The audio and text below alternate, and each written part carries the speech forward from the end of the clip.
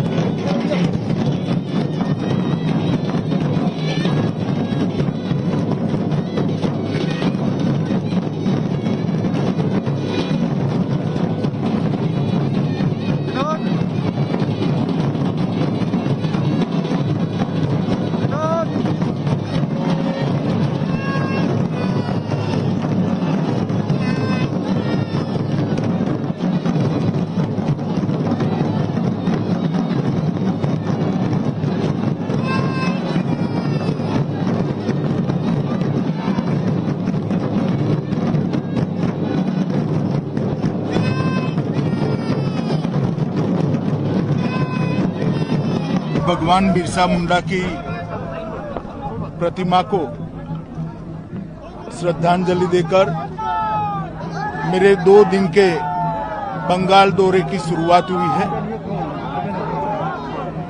कल रात से मैं बंगाल में हूं।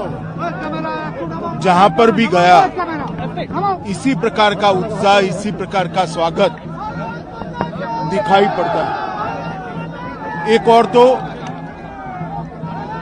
ममता सरकार के प्रति भयंकर जनाक्रोश दिखाई पड़ता है और दूसरी ओर श्री नरेंद्र मोदी के प्रति एक आशा और श्रद्धा दिखाई पड़ती है कि बंगाल के अंदर परिवर्तन श्री मोदी जी के नेतृत्व में ही आ सकता है।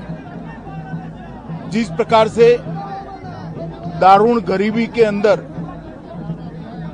फंसे हुए बंगाल में मोदी सरकार ने भेजी हुई सारी सुविधाएं, मदद और बंगाल के लोगों को अपना जीवन धोरण सुधारने के लिए जिस प्रकार का आश्वासन भारत सरकार ने दिया है वो लोगों तक नहीं पहुंच रहा है। मैं इसी क्षेत्र की बात कर लूं, आदिवासी बहुल एक क्षेत्र के अंदर न आदिवासियों के लिए जो घर के पैसे भेजे हैं वो आदिवासियों तक पहुंचे हैं, ना किसानों को 6,000 रुपया मिलना चाहिए हर साल वो मिल रहा है, ना हर गरीब परिवार को 5 लाख रुपए का स्वास्थ्य का सुविधा मिलना चाहिए वो भी नहीं मिल रहा है। भारत सरकार की 80 से ज्यादा योजनाएं